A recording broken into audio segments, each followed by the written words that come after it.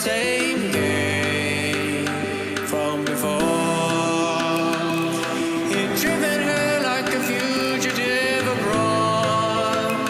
Still she rose and flew into his arms with a love he never experienced before.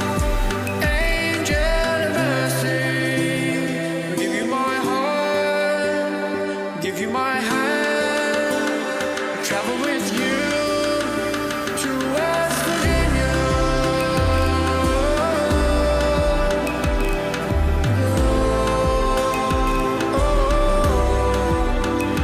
To continue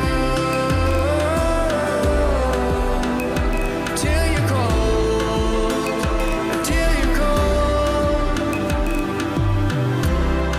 The raging deep was gone, but the sun shines not upon it. Dark waters and home to the garden alone, kneeling down and lifting his heart. Oh, angel of mercy, I give you my heart and my hand to travel with you to West Virginia, to continue pressing on.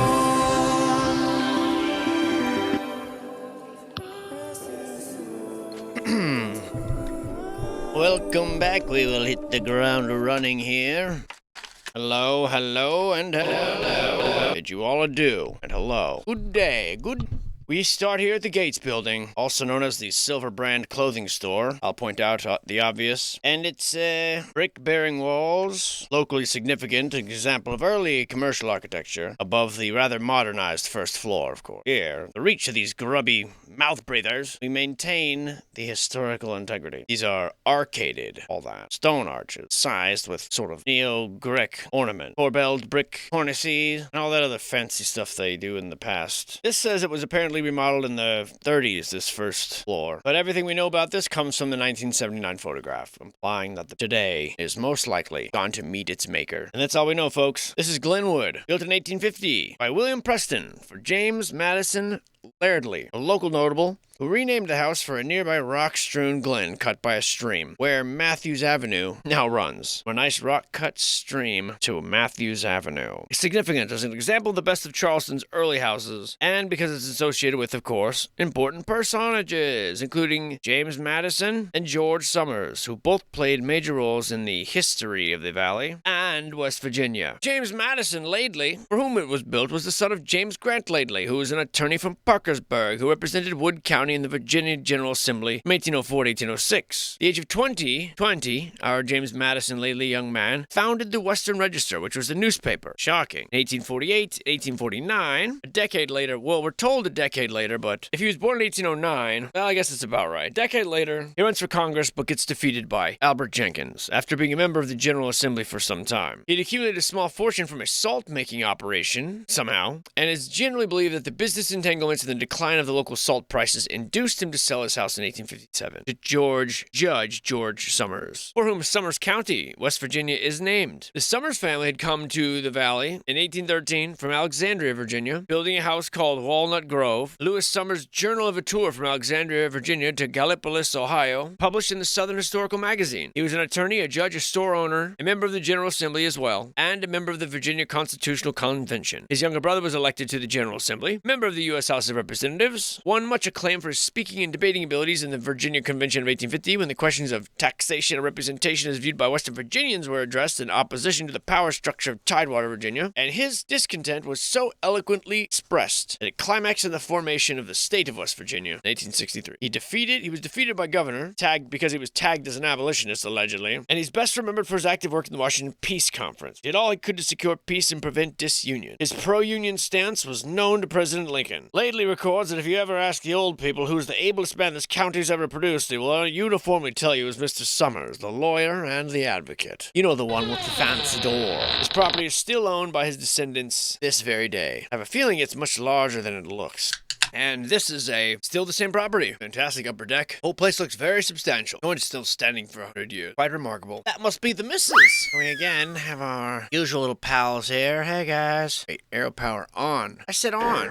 Well, I suppose if you invented West Virginia, Mr. Summers, we owe you some debt of gratitude. Thank you. And what is going on here? Oh, this room, I can see is not very popular.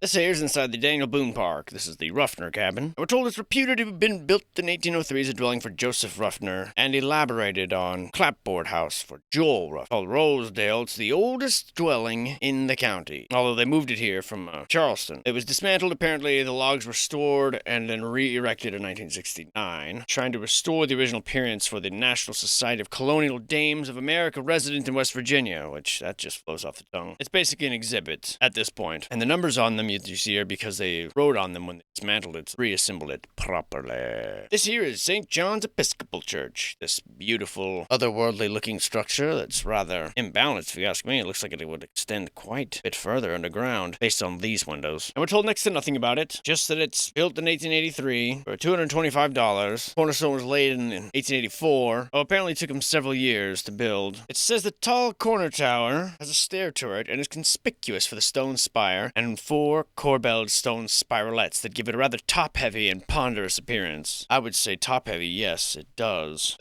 James Craik, grandson of George Washington's physician. Who's this physician we hear so much about? And son of President Washington's secretary. Oh, so wait. President Washington's secretary was the daughter or son of George Washington's physician, and also became the rector of the parish, or the resi-rector. There was an earlier church, of course, but it was replaced by this one, naturally. That's it. One picture. That's all you get. That's all you get, folks. One picture. This gorgeous beauty is called Sunrise, or the McCorkle Mansion, whichever you prefer. Large-scale neo-Georgian mansion built for William McCorkle, the 9th governor of West Virginia. Highly unusual because of all the souvenir stones they collected and installed as part of the fabric of the house. That's the story, anyway. It has colossal columns. Floor plans not reported. It's supposed to have 36 rooms. What does the former governor need with 36 rooms? Fireplace is surrounded by carved stones from Egypt, China, London, Rome, Versailles, etc. And it's used now as a privately owned non-profit educational center. And that's it. No picture of the stones, nothing. That's all you get. Kind of shortchanging us here a little bit, aren't you, West Virginia? It's like they're hiding the juiciest tidbits. And this is the West Virginia Capitol, if you hadn't guessed. And of this monstrous building, we're given 1 page of data. That's it. Cass Gilbert, allegedly the architect, of course, built in 1924. The last in the long series of domed Beaux-Arts state capitals built in America, we're told. The late work of the distinguished architect and fraud, Cass Gilbert, assisted by his son, Cass Gilbert, equals the best of the state capitals in the quality of its materials and workmanship. It's always been used as a capital. Always. 3 stories above a basement, and the ribs here, the gilded ribs, they're ornamented by gilded trophies. And this too has East and West Senate chambers and House of Representatives separations. Maybe they do rap battles as well. It's reported to have 333 rooms. That's not suspicious. And contain 535,000 square feet of space. And that is all we're told about the Capitol. This completely normal building whose construction appears to be well within the means of the people from this time. And they needed this to have a basement. Wasn't enough room. 500,000 square. What do you think this is? Capitol. And that's all you get. 2 pictures. You see how pared down these surveys are. How edited they are for distraction. They take you on a 30-page journey about a grist mill that's in shambles, and they hint at things in these massive buildings, barely dance around the surface of explaining what they are. Kind of disappointing. That means, West Virginia, is we're going to have to do a deeper dive at a later date, because we got to see it all. So, you can hide, but we're going to find you. And now we are entering into Malden Historic District, wherein each of these buildings has their own backstory and history, or at least it has a write-up. Painstakingly slow going through West Virginia. The way they have this laid out is very frustrating. This is the African Zion Zion Church, the mother church of Black Baptists in West Virginia, associated with noted educator Booker T. Washington, whose family moved to Malden following the abolition of slavery. And this is where he was a member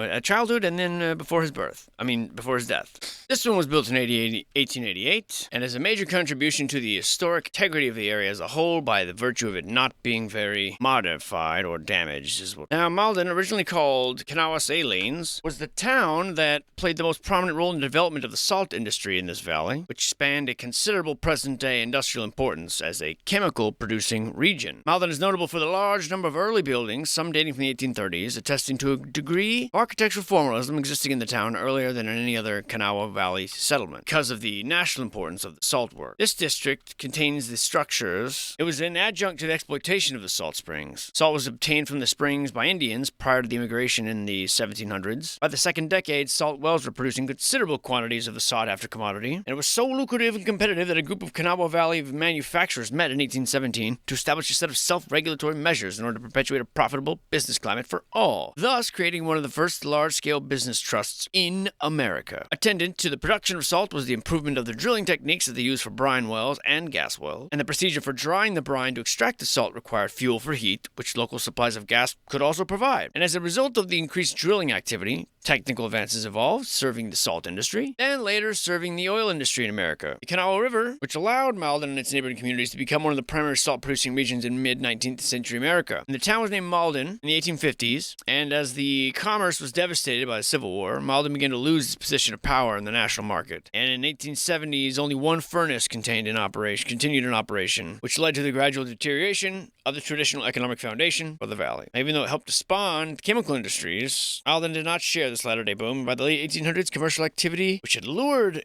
residents, had begun to shift to the nearby city of Charleston, which then became the focus of industrial and governmental activity. And in fact, little expansion has occurred since the 70s, and the timelessness now of the community is mirrored in this fact, because it's not tried to incorporate itself as a town since the 1880s. So it's existed here, small 19th century commercial, industrial, and residential community. There was a fire at the last remaining salt works in the 1950s. Today it's almost totally residential. Sounds lovely to my Brian. So all these houses are either religious or residential by nature, or literally crumbling into pieces. Or your very eyes. Stay here long enough.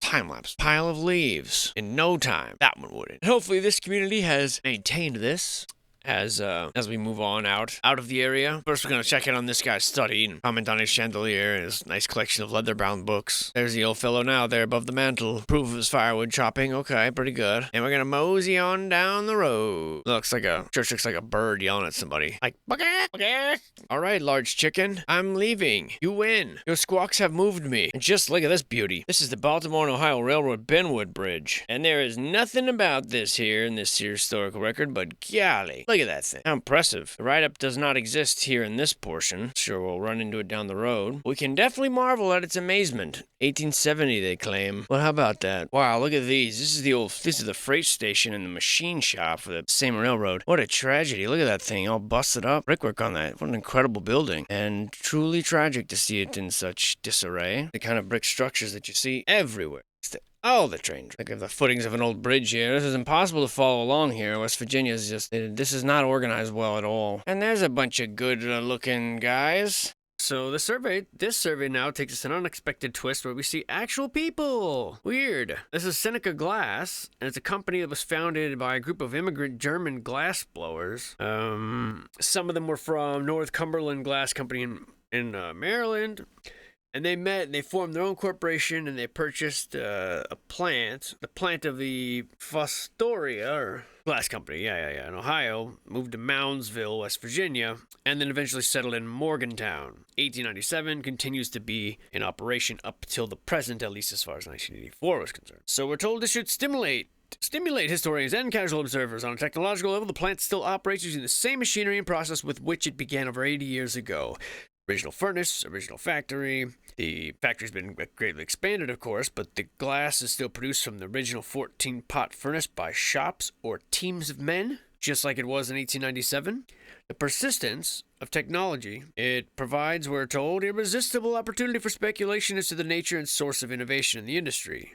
There were 9 other glass plants in Morgantown when they moved there, due to the nearby gas field. These developments and the coal industry that came to prominence in the area brought all these industrial processes with them, and it just shows the dependence on the skills of immigrant labor, even in the early years of the 1900s.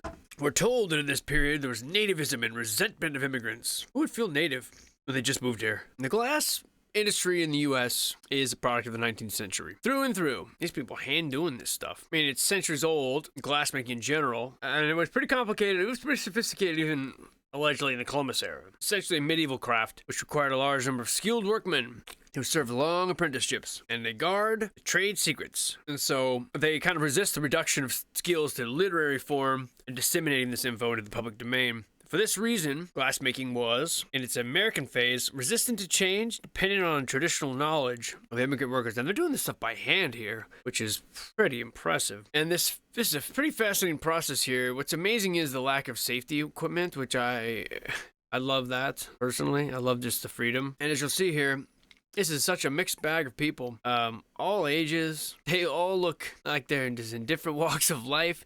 Different outfits. They just all just churning out these glassworks. So you got 5 different steps here. You got the batch, which is like mixing the ingredients. You got fritting, which is preheating the batch, getting rid of like impurities. You've got the fusing, which is melting, getting rid of air pockets. You got the gathering, you're taking the molten onto the pipe, and then the blowing, and the finishing. And all of these are difficult steps. I mean, one slight mistake ruins the piece, or the whole batch. Master glassworker in 1840 in this era would usually participate in all these stages and would rest only during the melt, about 16 hours. And after the batch had been used up, could rest again. But furnaces in 1820 were smaller, sometimes circular, like 600 feet in diameter, the English ones. The German ones are rectangular. And since the round ones were for coal, they weren't really common in America until after 1850. But they're fired from a blowing room floor, and there's a grate. The ashes fall through a pit into the basement. The pots are made by the workers. Usually they sort of knead the clay with their bare feet, and they coil like long ropes of it into a circle, like a circular shape. This takes sometimes months, and then sometimes takes 2 months to a year to even dry. The pot's ready to be used. It's put in the preheating oven, and the temperature is raised. It's removed by basically a dozen people, as you can see here. Before 1850, a glassblower would do all this stuff, but as factories got larger, workers get more specialized, and the glassworker, the master, like confines his efforts to just the blowing and the forming of the glass. And then there was like the shop system. So with the advent, obviously, of natural gas and coal-fired furnaces, a lot better than the wood-burning furnaces, it was more constant, and it's just so great to see all these different people actually working together. It's just such a rare thing to see. And I wonder if this place is still in existence today. I really do. It's just something so cool about it. Women, men, I mean, everybody getting in on this. Hipsters, everybody. What a cool trade. And today, if you compare, an operation like this, the contrast between, a plant like this one, and then the massive, container glass companies like Libby Owens, where you got this one uses just the same technology with which it was founded, and the other ones don't even look like the same plant. I mean, the places that just churn out bottles, for example, or windows, and so much of it automated now. Wild. What a wild world. But anyway, back to the buildings. And we're looking at Parsons Nursery. That is correct. Complete with that. And this whole area is the Parsons Nursery. There are many buildings involved. Well, since West Virginia apparently they gave up on their organization system, and they're just using their own numbers to organize these, which is rather frustrating and hinders me from getting into any sort of rhythm. Just stop and sort through 1,000 documents just to find out where I'm at, because they refuse to go by their own numbering system. What I mean is, the numbers you see in these pictures are not searchable in the archive online. So you're forced to literally go through all these documents just to find out what you're looking at, rather than being able to look it up. And thus is the nature of my complaint to you all. And it's very slow going, and I find it to be very frustrating. Drawn all over everything. Alright, apparently we're at the Easton Roller Mill. Significance? Well, I don't know. It's near Morgantown, just a step away from the old wilderness out here. It used to be a sawmill and a grist mill, and they say the first mill was built 1870, and And let me guess, probably burned down to the ground. Well, they don't actually say, just suddenly there's a new one. And there's a whole lot of history here about milling that we've already been through. So we'll just have a little gander, a passing gander at these rolling apparatuses, and we'll be on our way. Some of it looks very cool. Also very neglected. And again, impossible to find information about this because the numbers don't match, and so, I just give up. I give up on this leg. Far too ponderous. I'm not finding what I need. I'm very curious about many of these old world structures. They're redoing a church here. We ripped up the floor. It's amazing that they did that with the columns still intact. Like hovering. Oh, plans. Big plans for wheeling. Yes, plans involving weird windows. And quite a jump here. Quite a jump here to these just incredibly gothic-looking old bridges. A remarkable feat, and I repeat. A remarkable feat, and I repeat. A remarkable feat, and I repeat. Just gorgeous. Just look at that bridge. Golly. Quite impressive, West Virginia. Quite impressive. Unlike your property historic organization skills. Those are a lot to be desired, really. And the topless. And a very old world structure indeed. Not looking very modern or American any more than anywhere else, I guess. It's just, this is a strange one. I feel like we're jumping all out of order, going back to places we were. Here's that train station again. Here's that beautiful column that you loved so much. Freight stations and bridges, and somehow this leg of the journey was a little whack. Look at that. My arrows are even stupid. Ooh.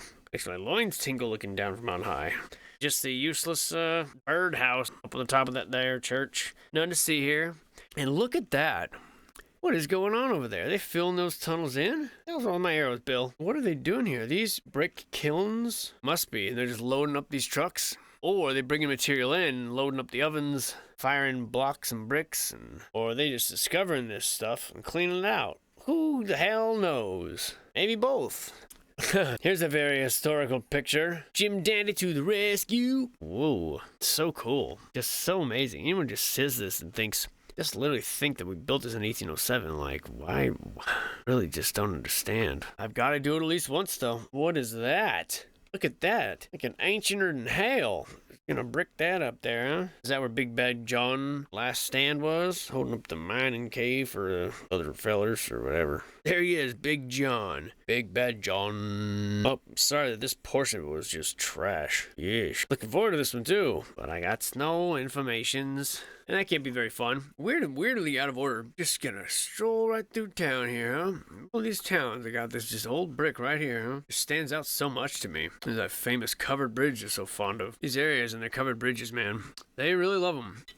Well, color photo signifies as the beginning of the end. Look at that gilded gold dome. Good grief. What a joke. This is Thomas Boone's fake cabin. Yep. There's that old Patton house.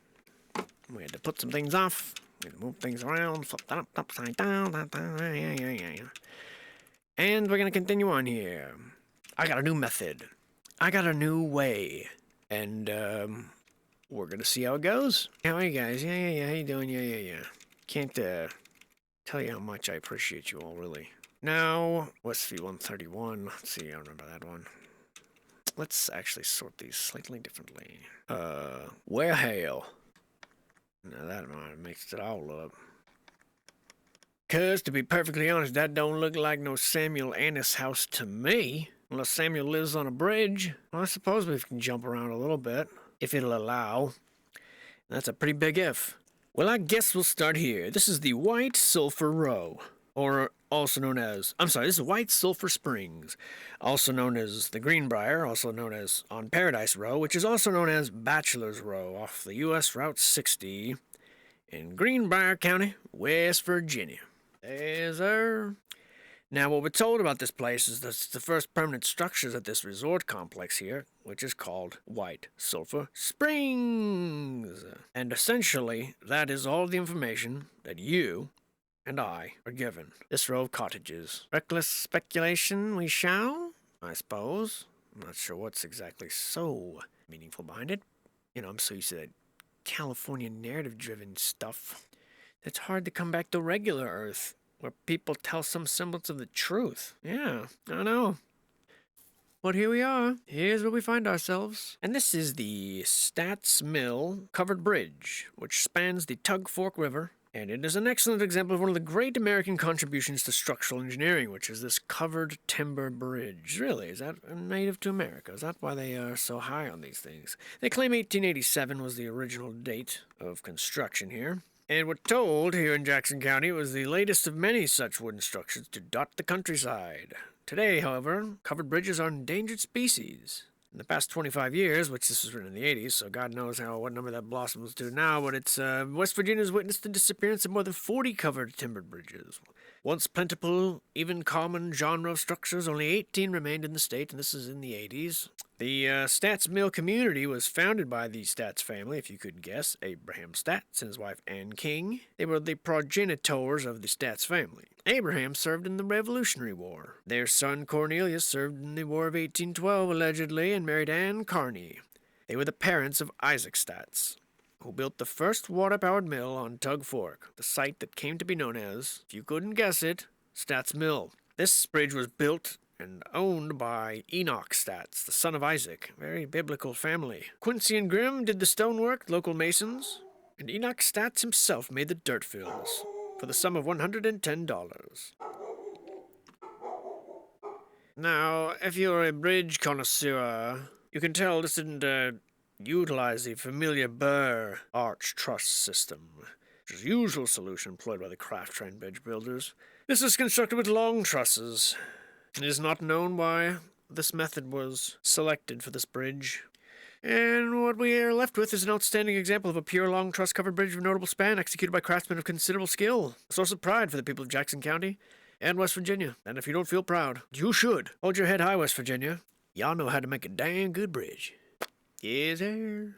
I'm told anyway. That's what this told me. I'm learning it just like you are, you know.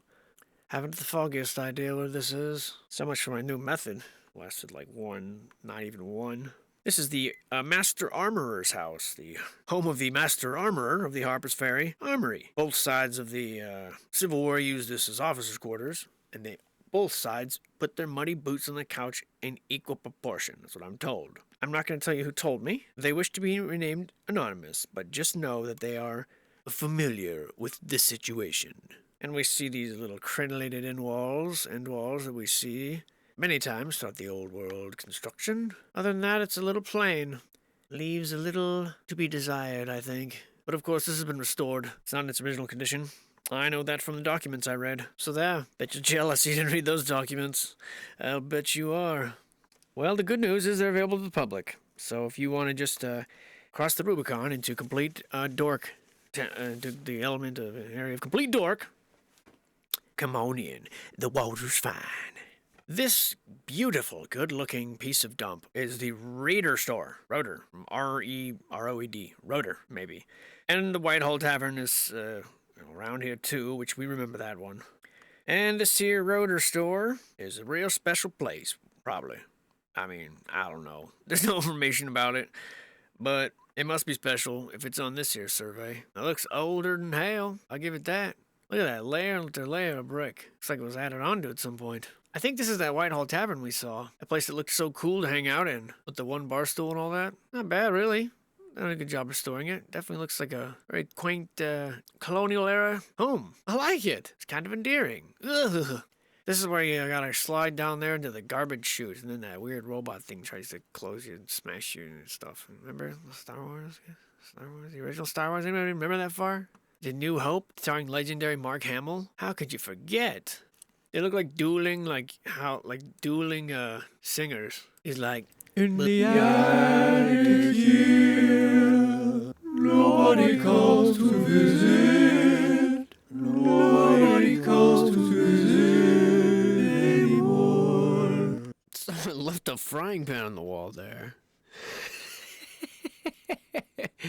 Not sure why that's so funny to me, but it just, I wonder where it's been, what its story is. I don't really do. Ooh, I like that. Quartermaster, eh? Well, that's what you see if you want more supplies. I'll read that book. What you're looking at here is the Kanawha Presbyterian Church. They're Kanawha Salines, we're told. It's the oldest church in Malden. Wait a sec. That ain't the right one. This is St. John's Episcopal Church, and it is ruined, as you can tell. And was originally a simple stone building with elementary Gothic revival details. Long been, however, a picturesque roofless ruin. Damaged during the Civil War, rebuilt in 1882, discontinued in 1895. Apparently it still looks like this, if it's still around at all. And it's a damn shame, but I'm sure it takes great pictures, you know. That's what it used to look like back in the day, before them damn Yankees came here and effed it all up the way they do, or did. This is the John G. Wilson building. And the thing about this building here is while it does come with a 37-page article of information, it's the most boring 37 pages I ever read in my damn life. Nah, it might be an exaggeration, but it's basically a continuous struggle between the armory and this wager family for commercial control of Harper's Ferry in the 19th century. So this was built in 1825 using rubble, and there was a family that owned the area, and there was much back and forth between deeds being signed back and forth, between the government and them, because it initially was a monopoly over the commercial enterprise in the town held by the Wager family, but the federal armory employed the majority of the town's inhabitants, and the town was basically controlled by a small elite for a long time, even though some of the politicians in the area and the military men in the area also had ties to this family, and so they showed preferable treatment, and etc., etc. And really, a lot of this ignores the giant, massive Gothic cathedral or castle behind the building, which I find infinitely more fascinating than this. You could see it peeking up over there, like an overseer. Like he's looking at me as I'm filling out my test papers. And this is clearly what it looks like now. It's been neutered and reconstructed. This whole area has. This whole little historical Harper's Ferry area has been redone and made to look beautiful after it was destroyed by several years of floods, actually. To no one's surprise, I gather, at this point. No one will be surprised by that. And this beautiful looker-upper with the ceiling that looks like your tongue after you eat lots of Fruit Loops. You know what I'm talking about, Fruit Loops eaters. This is the armorer's dwelling house, and this was just a place that was built sometime around 1821 due to a housing shortage, which allowed employees to live here. At least that's the story. What's the point of this door right here? You know? Go through that door, Jennifer. That's where you'll be sleeping. You'd be messed up, dude. Who threw their nightgown on top of the mirror? Come on, guys. This is the day the survey's coming. You should have at least closed your drawers. It's on the calendar. Look at Willie trying to hide here at the foot of the bed. We see you, bro. Get out from under there, dude. That cat looks like a ghost. A ghost that no one else can see. And the ghost of a pheasant, taxidermied as it may be. This is the Scottish castle, famous for the rather intricate artistic murals we're told on the inside, of which we get to see very little. And actually this was demolished, if you can believe it. Why they would destroy such an amazing, beautiful place, I don't know, but it really grinds my gears. I tell you what, the only thing that makes me happy about this is this little painting of this guy hosing down his garden right here. It's just like a funny thing to paint. And that's where you'll be sleeping, Jennifer. Your mouth is going to be full of so many spiders. Back in the distance here, you can see the little coke mounds they use for in this area. Oh, the survey burning that midnight oil, huh? Gotta get this late night photography. That's weird. And this whole little area, I found difficult to determine what it was. This little junker is, now this little junker is a place called the Bunker Hill Mill. They think it was built around 1735. They say a fire destroyed it in 1887, left only the stone wall standing. It ceased commercial operation in 1964. At the time of this writing, actually, the water wheels and the majority of the machinery were still actually operable. And it's the only surviving Mill Creek grist mill. So there were once, I guess, 13 of these mills along Mill Creek near Bunker Hill, where they used water to grind the flour for 200 plus years. One of the oldest mills in the creek, or on the creek. Built by Thomas Anderson in 1735. 3 years later, he sells the mill, and he sells 270 acres to his son, Colbert. And at some point, he traded this and 32 acres for 2,000 acres of Kentucky farmland. And there's changed a few different owners. At one point, a guy named George Legg operated it with 2 mill hands. Leg and hands. He got 75 cents for a full 12-hour day.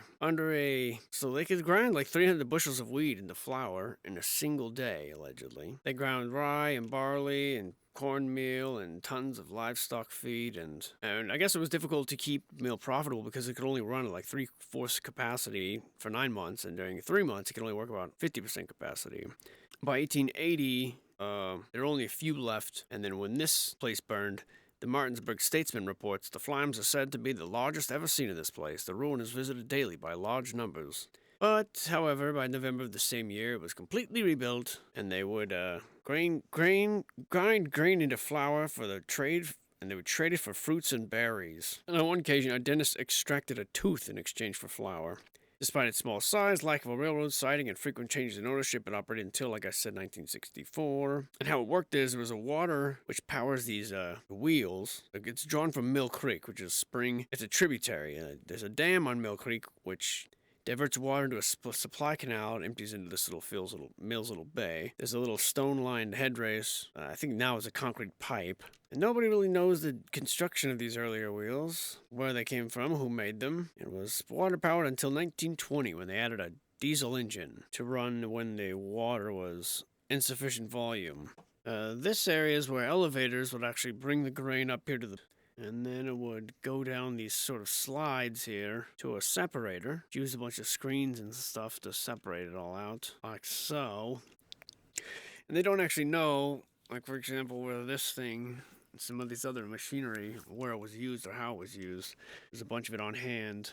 But they think that they can kind of figure out maybe the path of it, although to me it seemed like a bewildering a bunch of elevators and slides and chutes and a lot of seems to be unnecessary moving around of parts, but you know, what am I ain't no mill engineer, so that was probably a terrible bit. Yeesh.